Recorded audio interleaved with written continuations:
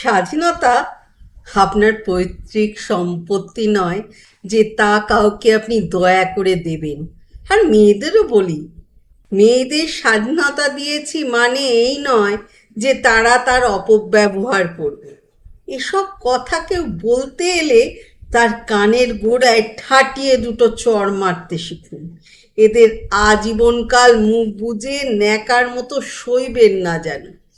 ন্যাকামি করে সব পুরুষ ধর্ষক নয়, জাতীয় পোস্ট দেওয়া বন্ধ করুন। সব পুরুষ ধর্ষক নয় তা সবাই জানে, আপনি একাই তা জানেন তা নয়। একজন পুরুষও যদি ধর্ষক হয় সেটাই বেশি করে বলা দরকার। যেটা দরকার সেটাই বারবার বলুন।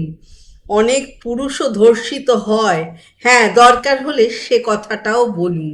তবে নারী ধর্ষণ যেহেতু আজও অনেক বেশি, ধর্ষণের ফলে মেয়েরা যেহেতু অনেকেই সন্তান সম্ভবা হয়ে পড়ে, আর গর্ভপাতের ফলে একটি নাবালিকার মৃত্যুও হতে পারে, তাই নারী ধর্ষণ অনেক বেশি বিপজ্জনক। ছেলেদের হোক বা মেয়েদের, কারোরই পোশাক, আচরণ, কর্তব্য এসব নিয়ে কথা বলার অধিকার কেউ কাউকে দেয়নি। কেউ বললে প্রতিবাদ করা এবং একটা কথাও বলতে না দেওয়া উচিত। কোনো অজুহাতের দরকার নেই। মনে রাখবেন, সেই সব মেয়েই অপরাধে পোশাকের দোহাই দেয় যারা ইচ্ছে মতো পোশাক পরতে পায় না। আর সেই ছেলেরাই পোশাককে দায়ী করে যাদের উত্থান পতনের কোনো কন্ট্রোল নেই। উত্থান পতনের নিয়ন্ত্রণ থাকাই ভদ্র সমাজের দস্তুর। এদের আশকারা দেয়া বন্ধ হোক। এই আশকারাতেই অপরাধ ক্রমাগত বাড়ে। পোশাকের সঙ্গে অপরাধের যে কোনো সম্পর্ক নেই তা না বোঝার কিছু নেই। বোরখা পরা মেয়েরাও নিয়ন্ত্রণহীন কামুকদের হাত থেকে রেহাই পায় না। অতি চেনা আত্মীয় থেকে পাড়ায় গা ঘেঁষা পড়শি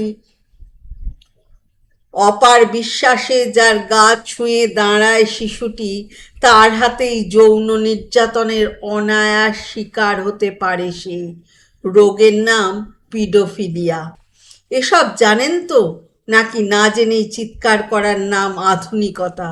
জানলে অপরাধের জন্য মেয়েদের পোশাকের দোহাই দেয়া বন্ধ করতেন। মেয়েরা কিভাবে এই ফতোয়া মেনে নিচ্ছে বুঝি না। আজ একটা আঁচলের অবস্থান নিয়ে বিতর্ক। আপনি সহমত হচ্ছেন আঁচলপন্থীদের কারণ আপনার সেটা পছন্দ।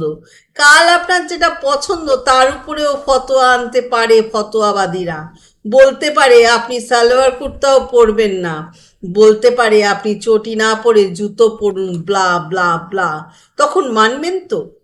আঁচলবাদীদের কথায় প্রতিবাদ করা শরীর দেখানোর ছাড়পত্র পাবার জন্য নয়, বরং তাদের ফতোয়া আনা ছাড়পত্র না দেওয়ার জন্য। এই সাধারণ কথাটা আপনাদের কবে মাথায় ঢুকবে? ঝড়ের সংকেত দেখলে লোকজন সাবধান হয়, নিজেরা তো বুঝছেনই না, উল্টে সাবধান যারা হচ্ছে তাদের কটাক্ষ করছেন। এসবই আসলে অছিলা লোকজনের প্রশ্রয়ে যারা বারবারন্ত আজ বলবে তুমি আঁচল দিয়ে নিজেকে ঢেকে রাখো, কাল বলবে তুমি ঘোমটা দাও। আজ থেকে বহু বছর আগে রামতেরি গঙ্গামাইলিতে নায়িকার অর্ধ উলঙ্গ শরীর দেখতে গিয়ে যাদের ভিড়ে বক্স অফিস উপচে পড়েছিল, তারাও আজ মেয়েদের নোংরা রিল নিয়ে সোচ্চার। মনে রাখতে হবে, সমাজে নগ্নতা আসার অনেক আগেই অন্তর্জাল তা এনে দিয়েছে। উস্কানি দেওয়ার জন্য ব্লু ফিল্ম আজকের নয়, এটিও মাথায় রাখা দরকার। পারবেন নীল ছবির রমরমা বন্ধ করতে? না, পারবেন না। পারবেন কিশোর পুত্র সন্তানের পিউবার্টি এসে যাওয়ার সময় তার হাত থেকে মোবাইল আর ইন্টারনেট কেড়ে নিতে? পারবেন না। তাদের অনিয়ন্ত্রিত যৌন বুভুক্ষার কারণ জেনেও তা আটকাতে পারবেন না। তাই সফট টার্গেট করো মেয়েদের। সব ব্যাটাকে ছেড়ে এবার মেয়েদের পোশাক ব্যাটাকে ধরো। অধিকাংশ লোকই মেয়েদের বিষয়ে সদা সর্বদা নানা কুশব্দ ব্যবহার করে থাকে। নিজের বউকেও সেসব বলতে অনেকেরই মুখে আটকায় না।